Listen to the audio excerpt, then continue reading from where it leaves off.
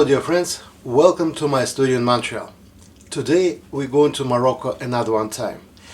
As you remember, I was there last year in the end of the year and hold a 8-day workshop, and that was fabulous. It was really truly amazing place, and we enjoy all the group, enjoy the weather, the people, the view, plein air, everything what we did, and the food for sure. So that was really remarkable. And on the next year I will be there another one time in the end of the year in the November. It's beautiful place. And at once, just imagine, it was on the plein air, on the ocean. And what do you expect to see on the ocean? Waves, boats, I don't know, seagulls. But we saw a lot of that kind of animals. And we just stop, make our plein air and take a lot of photos because that's really unusual and was beautiful. So today I want to back in my memory to that place and invite you to follow me. So we will paint this photo. I have a Sanders Waterford Natural White 300 grams rough paper, my favorite set of the Daniel Smith paint, and good music, Morocco music. Let's go.